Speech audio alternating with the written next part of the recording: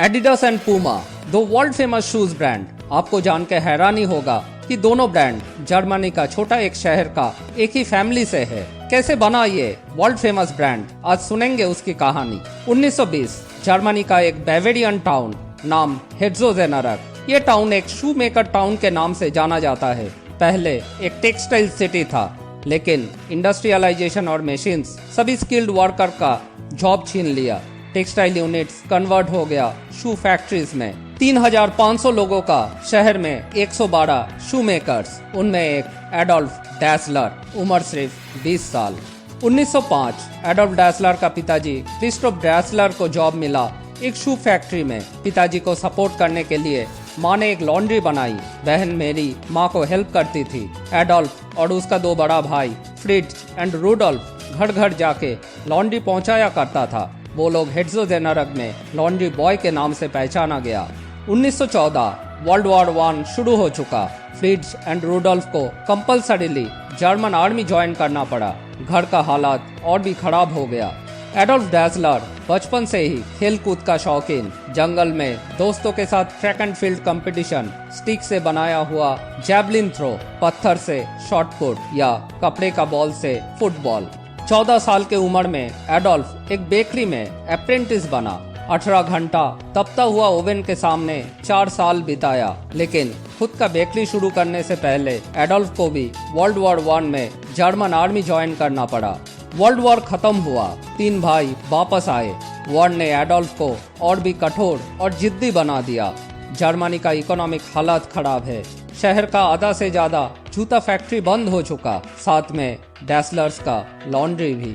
Adolf माँ की laundry में खुद का शू फैक्ट्री बनाया। बहन मेरी स्टिचिंग करती थी। पिताजी लंच ब्रेक में एडोल्फ को नया स्किल सिखाता था। रात में सोने के लिए एडी फैक्ट्री में एक बिस्तर बनाया। सपने में अगर कोई आइडिया आए तो उठ के काम कर सके। जूता बनाने वाला मटेरियल्स मिलिट्री का डंप यार्ड से जुगाड़ा जाता था। टायर्स, यूनिफॉर्म्स, हेलमेट का लेदर्स, पैराशूट और बहुत कुछ। इनोवेटिव और मेहनती एडोल्फ रनिंग के लिए शू सोल के नीचे मेटल क्लिप्स लगाया और उसको बेहतरीन बनाया। वो एक रेवोल्यूशन था। 1924 2 साल का बड़ा भाई रूडोल्फ डैसलर आरडी को बिजनेस में ज्वाइन किया। रूडोल्फ वर्ल्ड वॉर 1 से पहले पिताजी के साथ शू फैक्ट्री में काम करता था। वॉर के बाद एक पोर्सलिन कंपनी में सेल्समैन। जहां शांत स्वभाव का आरडी प्रोडक्शन संभालता था, वही चैरिस्मेटिक एक्सट्रोवर्ट रूडी संभालता था सेल्स एंड मार्केटिंग। कंपनी का नाम हुआ Gebruder Dassler sports shoe fabric. Company house slipper के साथ साथ जिम्नास्टिक स्लीपर्स, रनिंग शूज और फुटबॉल शूज बनाने लगा। जर्मनी का इकोनॉमिक हालात खराब होने के वजह से रिटेलर्स को जूता बेचना प्रॉफिटेबल नहीं था। डैसलर ब्रदर्स एक क्लब का सभी मेंबर्स को डिस्काउंट में डायरेक्टली जूता बेचने का ऑर्डर लिया। ऑर्डर्स एग्जीक्यूट करने के लिए कुछ वर्कर्स भी हायर करना पड़ा। डैसलर ब्रदर्स जर्मनी का सभी क्लब्स में ब्रोशर्स और सैंपल्स भेजने लगा। प्लेयर्स एंड कोचेस को डैसलर शूज पसंद आने लगा। मेहनत करो तो भगवान भी तरक्की के लिए फरिश्ता भेजता है। एक दिन डैसलर्स फैक्ट्री के सामने एक मोटर बाइक आके रुका। जोसेफ वेट्जर जर्मन एथलेट टीम का कोच म्यूनिच से खुद आया था डैसलर स्पोर्ट शू का करिश्मा देखने के लिए। उनको 1928 एम्स्टर्डम ओलंपिक में खुद का टीम के लिए स्पोर्ट शूज चाहिए। जोसेफ वेट्जर डैसलर्स का दोस्त बन गए और दोस्त से डैसलर्स का एडवाइजर। डैसलर्स ब्रदर्स का प्रोडक्शन बढ़ता गया। फैक्ट्री 25 वर्कर्स के साथ लॉन्ड्री से हेट्ज़ोजेनारक ट्रेन स्टेशन के पास एक बड़ा फैक्ट्री में शिफ्ट हुआ। डैसलर ब्रदर्स हर एथलेट को डैसलर शूज के साथ देखना चाहते थे। वो लोग जर्मनी का हर मेजर स्पोर्ट्स इवेंट विजिट किया। दोस्त और एडवाइजर जोसेफ वेट्जर के वजह से 1928 ओलंपिक में जर्मनी का हर ग्रेट एथलेट डैसलर शूज पहने थे। उनमें लीना राके German middle distance runner athletes में फर्स्ट ओलंपिक गोल्ड मेडल जीता। 1932 Los Angeles Olympic Dassler shoes पहने हुए जर्मन स्प्रिंटर आर्थर जॉनर को 100 मीटर्स में ब्रॉन्ज मिला। ये सक्सेस डैसलर्स को एक नया ऊंचाई में लेके गया। 1933 जर्मन नाजी पार्टी का प्रभाव बढ़ रहा था। हिटलर देश का बच्चों को फिट बनाना चाहते थे। यूथ मूवमेंट शुरू हुआ। रूडोल्फ एक्टिवली हिटलर का नाजी पार्टी ज्वाइन किया। एडोल्फ हिटलर का यूथ मूवमेंट क्लब्स में कोच एंड सप्लायर्स बने। बिजनेस बढ़ाने के लिए यह अच्छा तरीका था। कंपटीशन के दौरान स्पेक्टेटर्स को कुछ फर्क नहीं पड़ता था रनर्स कौन सा जूता पहने हैं, लेकिन डैसलर्स को एक विनिंग एथलीट के साथ एसोसिएट होने का फायदा दिखा। वर्ड ऑफ माउथ से जूता का पब्लिसिटी एथलीट और कोचेस में होने लगा। ब्रोशर्स एंड कैटलॉग्स में डैसलर शूज के साथ एथलीट का फिट का फोटोग्राफ्स सजेस्ट करता था। डैसलर शूज ये सक्सेस का कंट्रीब्यूटर्स है। ये स्ट्रेटेजी के साथ डैसलर ब्रदर्स वर्ल्ड फेमस होने का प्लान बनाया। 1936 बर्लिन ओलंपिक, ये नाजी ओलंपिक के नाम से भी जाना जाता है। दोस्त और एडवाइजर जोसेफ वेट्जर के वजह से डैसलर ब्रदर्स को ओलंपिक विलेज में एक्सेस मिला। वो एथलीट्स को डैसलर शूज पहनने के लिए कन्विंस करने लगे, लेकिन इस बार डैसलर्स का नजर था एक गोल्ड मेडलिस्ट के ऊपर। Hot favourite American runner Jesse Owens convince हुआ डैसलर शूज पहनने के लिए। उनको बर्लिन ओलंपिक में 4 गोल्ड मेडल मिला। डैसलर्स उनका कैटलॉग में जेसी वेन्स का सक्सेस के साथ अमेरिकन कोच लॉरेंस स्नाइडर का कॉम्प्लीमेंट इंक्लूड किया। ये शूज आउटस्टैंडिंग है और जेसी वेन इसे बर्लिन में पहना था। डैसलर शूज वर्ल्ड फेमस हो गया।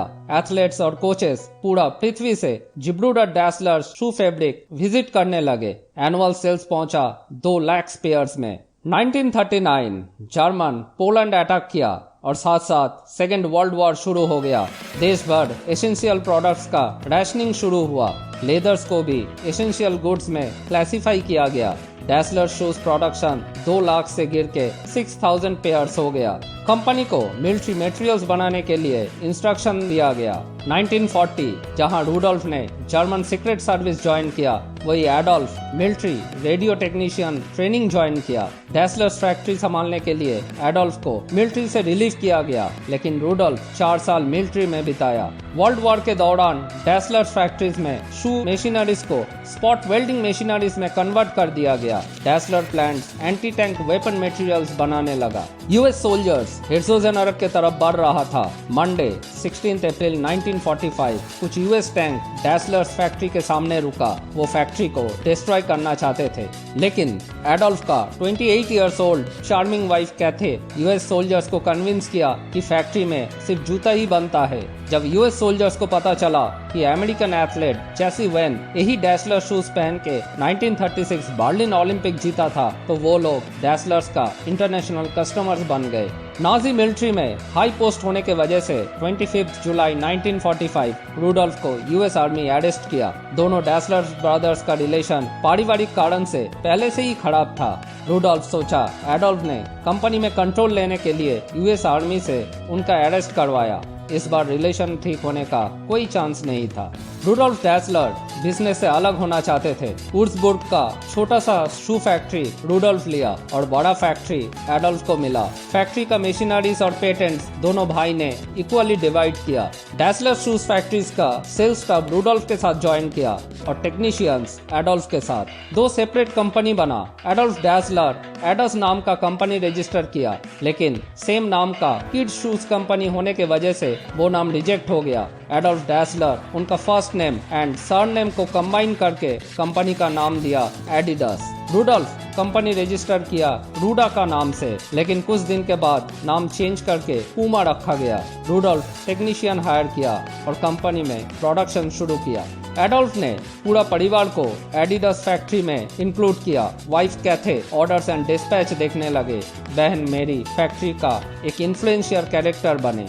दोनों भाई का प्रोफेशनल दुश्मनी बढ़ता गया। समय बीतने लगे। समय के साथ साथ पूमा और एडिडास वर्ल्ड का 2 बिगेस्ट शूज ब्रांड बन गया। आज एडिडास दुनिया का 2nd लार्जेस्ट शू मेकर्स है और पूमा 3rd लार्जेस्ट। दोनों कंपनीज में आज डैसलर्स का मालिकाना नहीं है। काफी सारा मालिक बदल हो चुका है। मैक्सिमम प्रोडक्शन जर्मनी से एशियन कंट्रीज में शिफ्ट हो गया, लेकिन आज भी दोनों का हेडक्वार्टर जर्मनी का शहर हेर्ज़ोगेनारक में है। डैसलर्स ब्रदर्स का ये पैशन हमारे लिए एक इंस्पिरेशन है। अगर अच्छा लगा आपको ये video, please subscribe our channel. Don't forget to like and share it. Thank you.